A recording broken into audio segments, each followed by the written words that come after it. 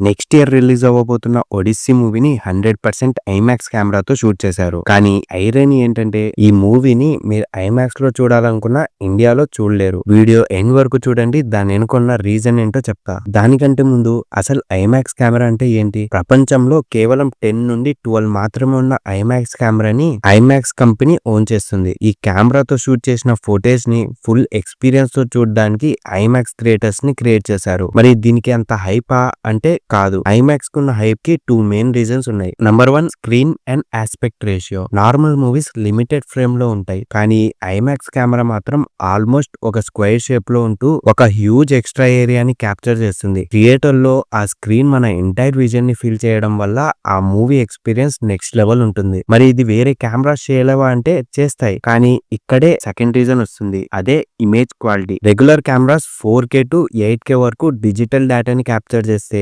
IMAX camera మాత్రం 12K నుండి 18K వరకు డేటాని 70mm రీల్స్ లో క్యాప్చర్ చేస్తాయి. అందుకే ఆ క్లారిటీని డిజిటల్ కెమెరాస్ ఫుల్లీ మ్యాచ్ చేయలేవు. మరి ఇన్ని బెనిఫిట్స్ ఉంటే అందరు ఎందుకు ఐమాక్స్ వాడారంటే ఈ కెమెరాకి వచ్చే రేంజ్ స్టార్ ఫీస్ కంటే ఎక్కువ. దానికి తోడు కెమెరాకి 1 or 2 years అడ్వాన్స్ బుకింగ్ చేసుకోవాలి. అందుకే మోస్ట్లీ మేకర్స్ కొన్ని కీ సీన్స్ షూట్ చేయడం కోసం మాత్రమే దీన్ని రెంట్ చేస్తారు. స్టార్టింగ్ లో చెప్పినట్టు మీరు ఇండియాలో ఐమాక్స్ మూవీని ఎందుకు చూడలేరంటే మన కంట్రీలో ఒక్క ఒరిజినల్ ఐమాక్స్ థియేటర్ కూడా లేదు. మీరు చూసే IMAX theatres mostly digital IMAX theatres. వీటిని లైమాక్స్ అని కూడా అంటారు.